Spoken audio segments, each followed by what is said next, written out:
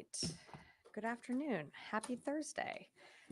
All right, just a few things at the top, and then happy to take your questions.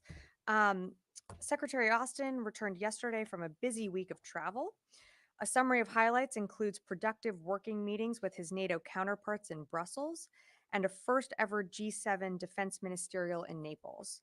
A historic visit to Kyiv, in which the Secretary underscored the United States' unwavering commitment to supporting the Ukrainian people in their fight for freedom, and a papal engagement at the Vatican in Rome, in which the Secretary and His Holiness Pope Francis discussed shared concerns over global security challenges and the importance of promoting peace and stability in conflict-affected regions. Turning to the Middle East, yesterday Secretary Austin spoke by phone to Minister Gallant to discuss Israel's operations in Lebanon and the humanitarian situation in Gaza. Secretary Austin expressed his condolences for the IDF brigade commander killed in the northern Gaza Strip over the weekend and welcomed the movement of humanitarian assistance through the Erez crossing. He urged that Israel take all necessary steps to address the dire humanitarian situation in Gaza and to work to seize opportunities for the release of hostages and a ceasefire presented by the death of Sinwar. The Secretary also expressed his deep concern over reports of strikes against the Lebanese armed forces and emphasized the importance of taking all necessary measures to ensure the safety and security of the Lebanese armed forces and UNIFIL forces. And earlier today, U.S. forces participated in an Iraqi-led operation against ISIS fighters in the Anbar province in Iraq. Our assessment of the operation is still ongoing, and to my knowledge, there were no U.S. personnel injured in the operation. We'll have more info to share soon. Additionally, I have an update on the 2 service members wounded in a partnered raid with Iraqi security forces on October 22nd. Earlier this week, the ISF, enabled by personnel from CJTF OIR, conducted strikes and follow-on raids on multiple ISIS locations in central Iraq, targeting several senior ISIS leaders and killing at least 7 ISIS operatives. During the operation, 2 U.S. military personnel were wounded by an explosion while assisting Iraqi forces with site exploitation.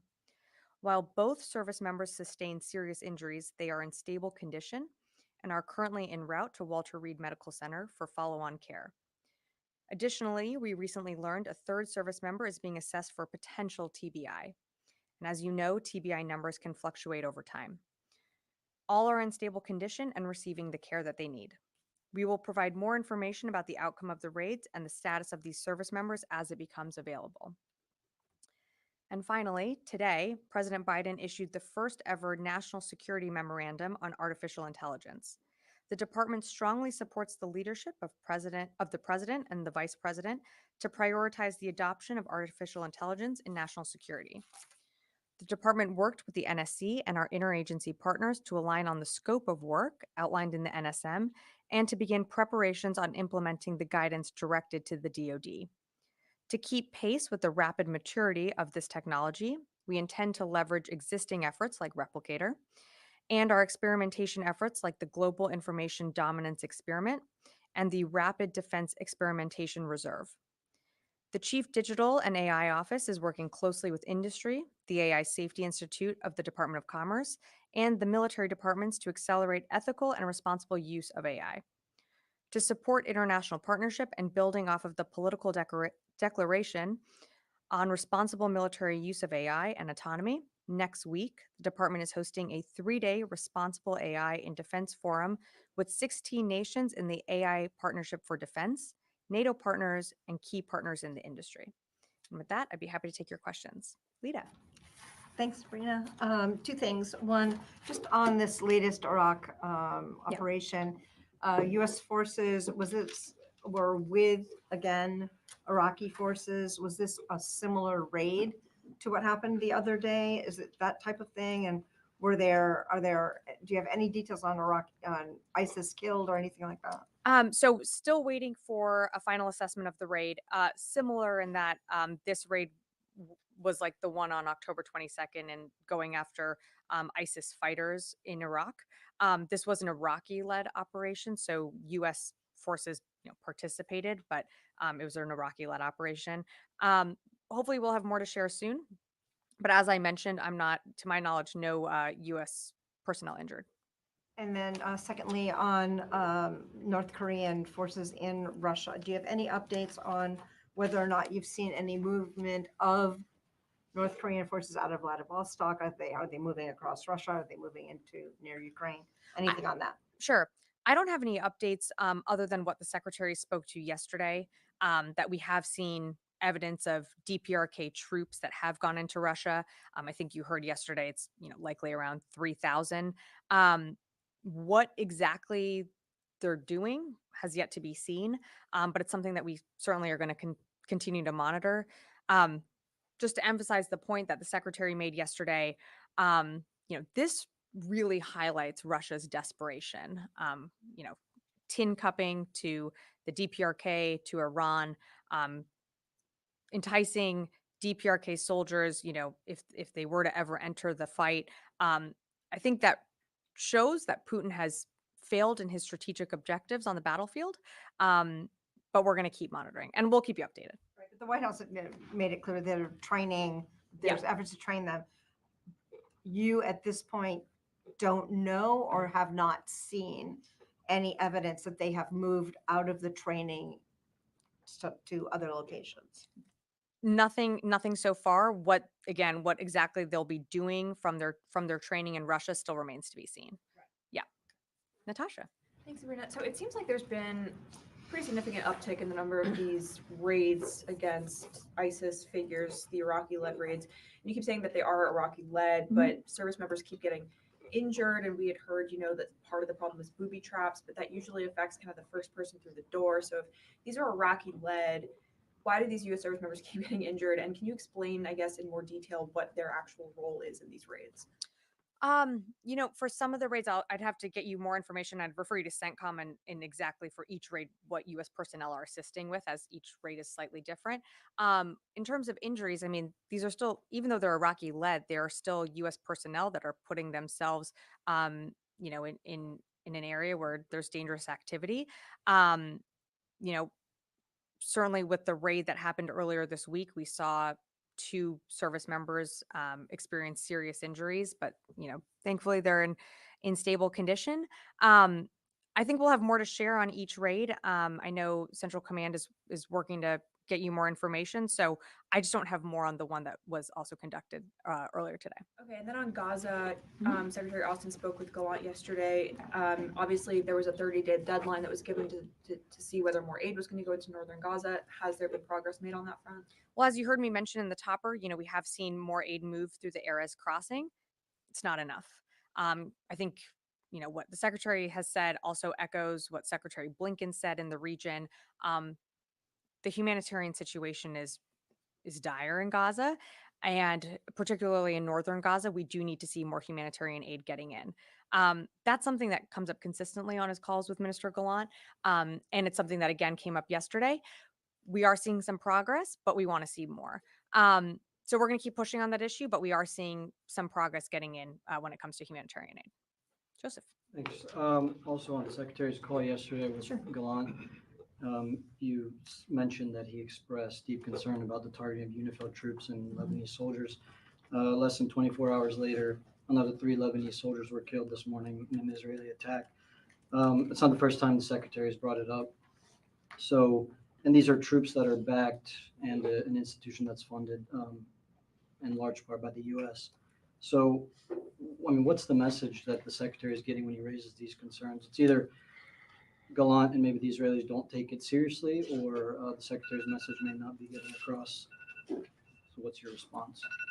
Well, without going into too many more details of the call, and without speaking for Minister Gallant, I think they certainly hear our concerns and they understand them. They understand the need to, conduct operations that take into account whether it be Lebanese armed forces or UNIFIL operating in that area. They do need to ensure the safety and security of Lebanese armed forces and UNIFIL forces, and that's something that has been reiterated. They do understand that, and we're going to keep making it clear and keep pressing for details when we need more information. But I just don't have more to provide from the conversation. Quick, two more. One, have you guys seen any indications, because the U.S. has helped Israel with certain ISR Have you seen any indication that there's Iranian personnel inside of Lebanon operating? I don't have anything to provide on that. Final point, some reports indicate that Israel may have delayed its response, or this, what everybody's expecting is a response to Iran because of the leak. Do you have any, can you confirm that one, and do you have any updates on this leak? I don't have any updates. It's something that, I don't have more to provide than what General Ryder provided on Tuesday, which is that the FBI is the lead agency when it comes to the leak of classified documents, and that, DOD is feeding into that investigation. It's in the early days, so we have to let the investigation take its course. In terms of any impact to Israeli operations, or when Israel chooses to respond, that's not really something I can speak to. I'd refer you to the Israelis to speak to that. Janie. Thank you, Sabrina. On North Korea, excuse me, Secretary Austin said he had confirmed the evidence of North Korean troops in Russia. However, he said he could not yet confirm the role of the North Korean troops, right? But last month, North Korea shipped 20,000 boxes of war supplies and stockpiles to Russia in advance. Ultimately, it is clear that the North Korean military will play a role in intervening in Russia's war in Ukraine by sending troops. How do you assess this? Yes, Janie, there's a clear relationship and clear link between the DPRK and Russia. And we've seen that over the course of the war and as it's developed. The DPRK, Iran, are providing military assistance and support as Russia engages in this illegal war, and has been for 2.5 years. I think what's really important here, and to take a step back, is Vladimir Putin has become so desperate that he is now willing and soliciting potentially support from the DPRK to put their personnel on the battlefield. And we're talking about over 500,000 casualties that Russia has experienced on the battlefield. So if the DPRK soldiers enter into combat, they would be co-belligerents, and that is a very serious issue. But it's not a it's something that we're aware of this relationship. We're going to continue to monitor. I think, again, the important point here is that it really highlights Putin's desperation, because he has really failed to meet his strategic objectives on the battlefield. When North Korean Kim Jong-un inspected the ICBM unit and ordered the nuclear readiness, can you predict that North Korea and Russia are likely to use nuclear weapons at a critical time? I don't have anything on what you're referring to, if you're referring to any testing, but we've seen that saber rattling, dangerous rhetoric coming out of Russia. It's something that we certainly take seriously, but nothing's changed in terms of our nuclear posture. What's up? Thank you. I have several on Ukraine, and then we'll be on the AI. Sure. So North Korean troops, if they are used in a fight against Ukraine, would that prompt a stronger response from the United States, like increased military aid packages, or maybe the lifting restrictions on longer range weapons, or something else? Well, what I would say is, without getting into the hypotheticals, in terms of increased assistance, I mean, just within the last week, we've rolled out nearly $800 million in aid and presidential drawdown packages to Ukraine. That is significant, and that's just within the last week. The commitment to Ukraine hasn't changed. Our policy on long-range strikes and being able to use something like ATACMS has not changed. I think you've seen time and again this administration's commitment to Ukraine for as long as it takes. But it's not just us, it's allies and partners. And one of the things that was discussed at, the NATO Defense Ministerial, at the inaugural G7 Ministerial, there is wide support for Ukraine within the international community, not just within Europe. So it's not just the United States supporting Ukraine, it is a global effort. But again, just can't get down into the road of hypotheticals. We saw House Intelligence Committee Chairman Mike Turner. He yesterday said that if North Korean troops do attack Ukraine, the US should take direct military action against them? Is it something that might be possible? Look, I'm again just not going to get into hypotheticals. Right now, what we are doing as the Department of Defense is supporting Ukraine with its military objectives, which is helping with security assistance. Um, the secretary had the opportunity to travel to Kyiv. He met with President Zelensky. His counterpart, Minister Umerov, was given presentations by other parts of the Ukrainian military to understand how their, um, you know, military objectives on the battlefield fit with their strategic objectives and their long-term goals.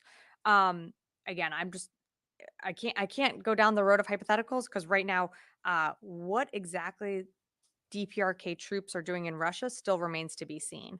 But I think again, it highlights that Putin has really failed to meet his strategic objectives. Sure. AI. Could you tell more about the how the Pentagon is going to implement the president's memorandum to adopt the AI technology? Where is AI going to be adopted? How soon is it gonna So everything will be done through the CDAO. Again, the NSM was just rolled out today, so there'll be more to come. And as I mentioned in the top, we are having a summit. I believe it's in the first part of next week, so there'll be more to share after that. Noah. Given that Secretary Austin has spoken to his Russian counterpart directly in the past, I'm wondering if the presence of North Korean troops there now, as a new development, is something he could raise in a direct call. If there was a direct call to read out, I would certainly do that. But right now, I don't have any calls to read out. I think we have made our concerns publicly pretty well known about this latest development, but I just don't have anything more to share on that. Could you characterize the state of communication between defense talks with U.S. and Russia right now? I don't have anything to read out other than that last call that took place. I'm sorry, I don't remember the exact date, but I think it was over the summer. Another quick one. The DIA put out a report yesterday on nuclear issues, specifically assessing adversaries like Russia and China. It listed motives for China's nuclear buildup that haven't necessarily been talked about before, at least in such a report. Among them are putting more capabilities behind long-held strategic concepts, and another is parity with the U.S. in terms of its nuclear buildup. Is that reflecting increased clarity for the U.S. on something that they traditionally struggle to get the Chinese to talk about publicly? Yeah, Noah, I don't have more to share on the report. I think I'd let the report's findings speak to itself, but just don't have more to add from here. Yeah, in the back. Thank you, Sabrina. As you mentioned a while ago, that the aid is still not enough that's going into Gaza. So that does not mean the Israeli didn't yet meet the 30 days letter that's been sent by the Secretary Austin and Secretary Blinken, and the clock is ticking for the 30 days. So are you considering for something like hold some munitions to Israel? What you are planning if the Israel will not meet this letter? Well, what I mentioned in the top was that we are seeing more aid come through the Erez crossing, and that is a good sign, and we want to see more. It's not enough. More needs to be done, and we know that the situation, particularly in the north, is getting worse. But we have seen some more aid get in. Again, not going to speak to the letter, but I can tell you that this is an issue that the secretary has raised with Mr. Gallant, and of course, you saw Secretary Blinken in the region directly raising it as well. I have another one. Sure.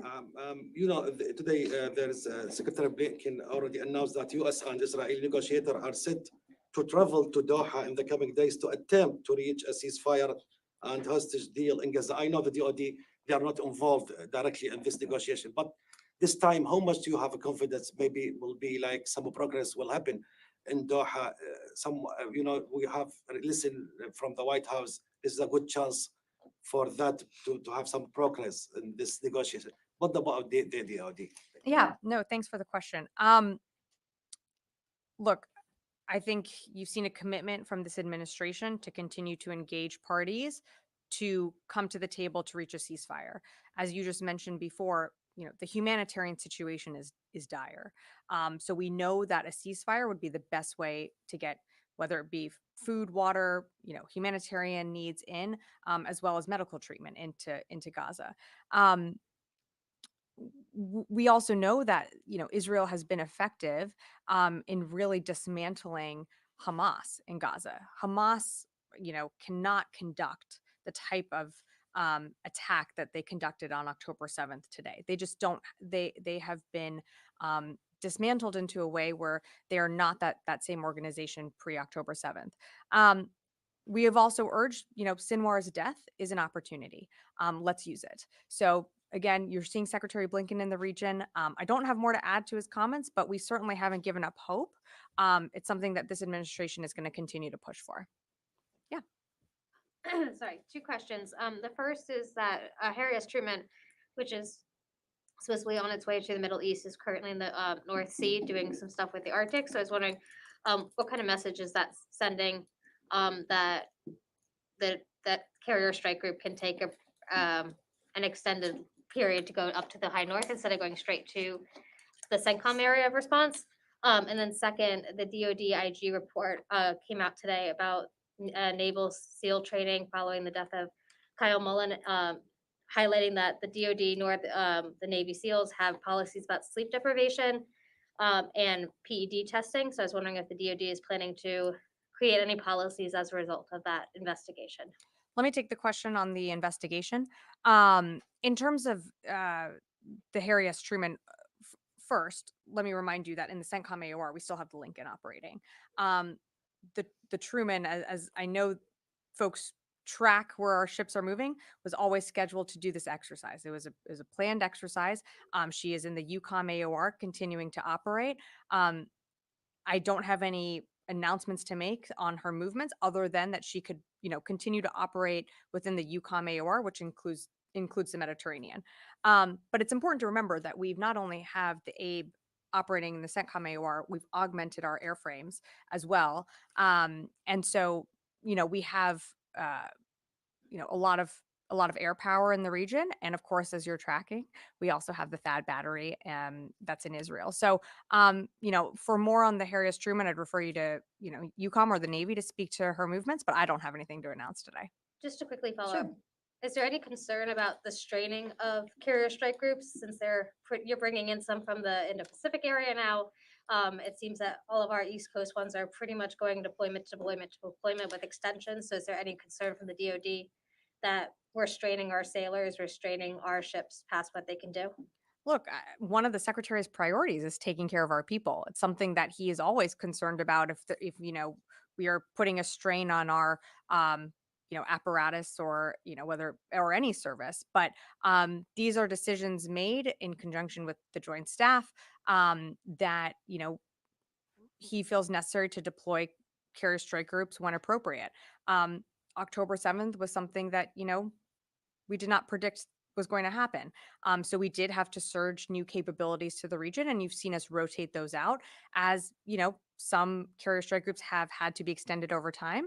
Secretary completely knows and understands that folks have to come home. They have to see their families. And of course, that ship has to go through significant amount of maintenance. So it's absolutely something that's on the Secretary's mind. It's on our service chiefs' minds as well. And I think that's why, taking care of our people is one of the Secretary's priorities. Charlie. Welcome back. Thank you. It's nice to see you. Regarding the leak, we know that the Secretary of Defense and Minister Gallant spoke. We never got any details, no readout of that conversation. There's a readout posted on defense.gov. Exactly about what they spoke about? We have a readout of their call from Saturday and from yesterday. They spoke, but there are no details as far. I mean, I don't have more details to provide other than the readout that's online. I don't have the readout in front of me. There's a level of trust, I suppose, that may have damaged that relationship. We have the United States essentially spying on our ally because we're not getting or the United States isn't getting any information that they need to when you have U.S. forces in the region as far as these attacks. That's the reason of wondering if that relationship is under strain. My more pointed question is, I know that you said that the Pentagon is supporting the FBI investigation. Mm-hmm. Which part of the Pentagon is supporting that investigation, and how can you be sure if this was the source of the leak that leak has been plugged? So I'm not going to get into specifics on what particular office is supporting the investigation. I can tell you the department is broadly. We always would work, with our with law enforcement agencies when it comes to investigation pertaining to the department. But I can't get into more specifics about that. In terms of you said sorry, paraphrasing here, but you said is the relationship between the United States and Israel under a strain. Look, the secretary continues to speak to Minister Gallant. He spoke to Minister Gallant just yesterday as we were coming home from Italy. I expect more engagements with Minister Gallant to continue in the future. I think they have a very good relationship with each other. They've spoken to each other quite frequently, but I just don't have more to add in terms of these intel leaks. Yes. Tom Stavelli, military.com. Hi. Can the Pentagon provide any update on hurricane response? Active duty soldiers were called up for recovery. Are they still assisting at this point? And is there any further analysis of damage to DoD installations from those storms? Thanks for the question. I don't have more to provide than what General Ryder provided on Tuesday, which is that the active duty that we're assisting North Carolina, particularly around Hurricane Helene, their mission is ending and will be back, I think, tomorrow. So, during that time, they delivered his incredible amount of life-saving aid to folks that needed it most in the North Carolina communities. Again, this is a FEMA-led effort, but of course, we were happy to plug in where we could and provide the resources that we did. But their mission is coming to a close. One more question. Presidential election right around the corner. Is DoD preparing in any specific ways, whether that's for potential public demonstrations, National Guard response to polling locations, or is U.S. Cyber Command, monitoring election interference, anything like that? I don't have anything to provide right now in terms of any requests for assistance. In terms of Cyber Command and monitoring elections, I think we always monitor for misinformation. And unfortunately, we continue to see misinformation in the social media spaces continue to push false narratives. And so that's something that we always monitor and have called attention to, whether it be from this podium or others in the administration. But I just don't have more to add. Yes. Thank you, Sabrina. So as you point out, within a week, this is the second joint operation against ISIS in Iraq. In Syria, they have been the same operations. Does it mean that ISIS is reviving and regrouping? Again, ISIS is not what it was in like from 10 years ago. I think we continue to see ISIS operate within Iraq and Syria, and their footprint has spread to other parts of the world. I don't think that demonstrates necessarily, about their resurgence in Iraq or Syria, but it represents that they still remain a threat, which is why we do these partnered raids with the Iraqi security forces. Secondly, a quick question. How do you look at the Turkish operations in the north of Syria? Since yesterday, there have been like dozens of security forces killed and civilians.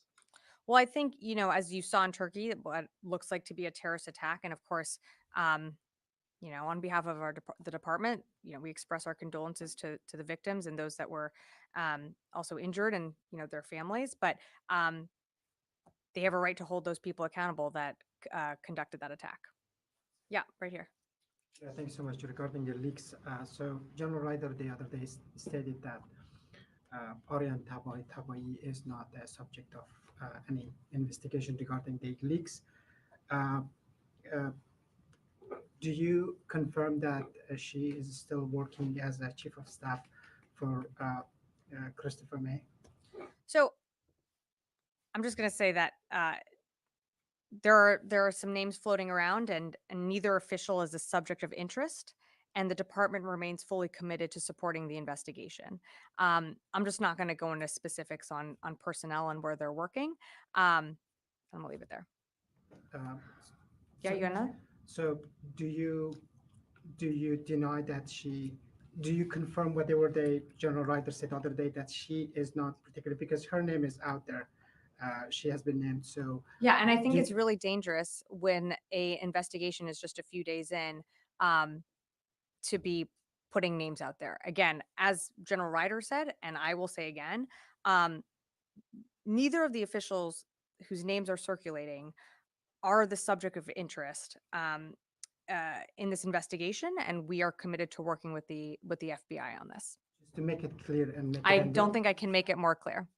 the Pentagon is categorically denies that she and confirms that she is not under investigation regarding the leaks. I think I just said that neither official is a subject of interest.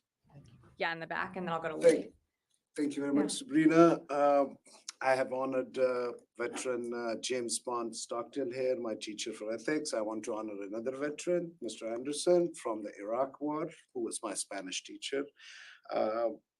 So he had said, and this question is regarding you and your allies who fight against terrorism, I mean Pakistan. So Mr. Anderson had taught me that dígame a quienes es tu amigos y yo dijaré quién es usted. That tell me who your friends are and I'll tell you who you are. Yesterday we had second anniversary of a journalist who was killed in Pakistan 2 years ago. 10 years ago, an ISI official went to the judge, who is a high court judge now, to rule against me. Fingers are pointed at your allies. How does it affect you and how do you feel about it?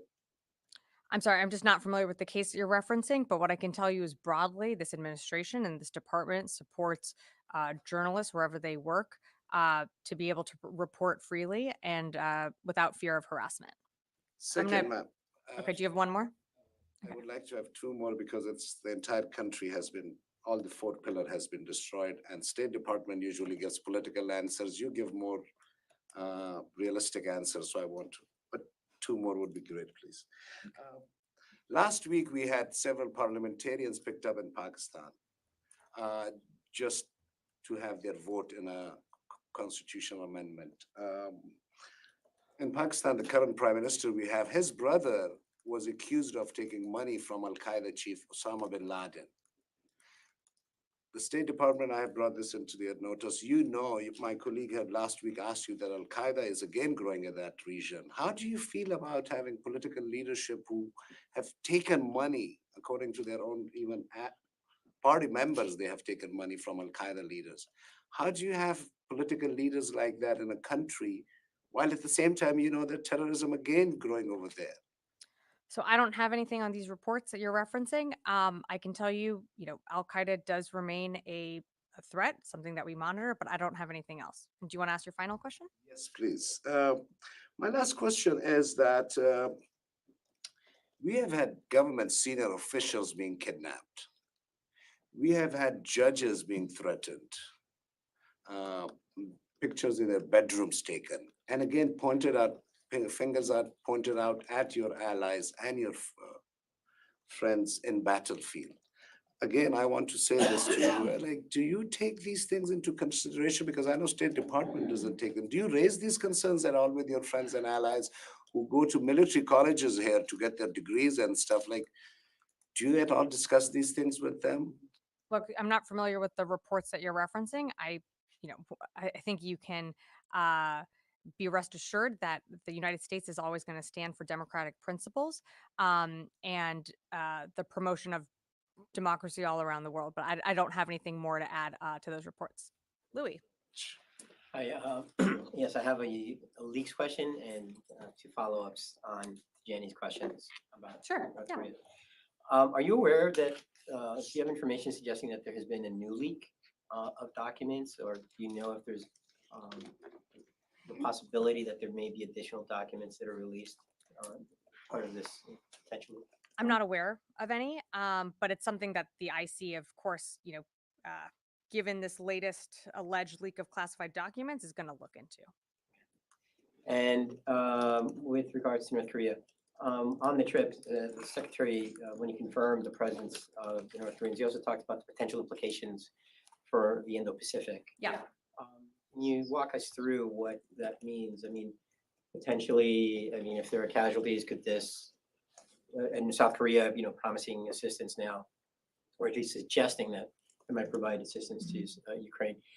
Is that what he's talking about, of the potential tensions between both of those countries and how it would impact the United States? No, I think what the secretary was referring to is that, if if these soldiers from the DPRK do get involved in active combat operations within Ukraine, that is destabilizing to the Indo-Pacific. And of course, that has an impact to our allies, whether it be in Europe or in the Indo-Pacific, particularly the Republic of Korea. I mean, as the secretary characterized it, which I think he did a better job than I would, but if it is the case that DPRK soldiers enter into combat, they would be co-belligerents with Russia, and that is a very serious issue. It's also serious that this does highlight Russia's desperation. And so I think because it highlights Russia's desperation, it also highlights the fact that we have been successful in continuing to arm and support Ukraine with what it needs. And it's not just the department. Of course, we roll out multi-million-dollar packages to Ukraine, but you have other sections of this administration from energy, state, et cetera, that have also supported Ukraine during this time. And I think it also shows that under the secretary's leadership, the UDCG, which convenes monthly, has been incredibly successful in galvanizing the world. So I'll leave it at that. On North Korea, Ukraine's Defense Intelligence Service has posted a statement publicly saying that as of yesterday, they have detected the movement of North Korean troops into Kursk. Can you provide a comment or any indication if that is an accurate report? I don't have anything on that report. All I have is what I was able to, what the secretary mentioned yesterday, and I know the White House also did as well, but I don't have anything more on those reports. It's something that we're going to monitor. And as we, have committed, we'll keep you updated on that. I see Mike with a question. How comfortable are you that Israel actually pays heed to the suggestions that are coming from Secretary and the other leaders? I mean, if they had paid attention, I mean, if Israel had listened to you, I mean, they wouldn't have gone into Rafah. Yahya Sinwar would still be alive. They wouldn't have launched these attacks into Lebanon that decimated the Hezbollah leadership. They wouldn't have launched a strike into Tehran that took out the other leader there. I mean, do you think they're just ignoring you, and what's the reason? Oh, Mike, that's quite a leaning question. I would say that we never said you can't conduct operations to dismantle and go after Hamas leadership. But we were concerned about how operations take into civilians and removing those civilians from the battle space. That's something we've impressed upon them. They absolutely have a right to prosecute, Lebanese Hezbollah that's on the border, threatening Israeli citizens that have not been able to return to their homes in the north. The dismantling of Hezbollah leadership has implications for the United States, that you're taking a terrorist off the map.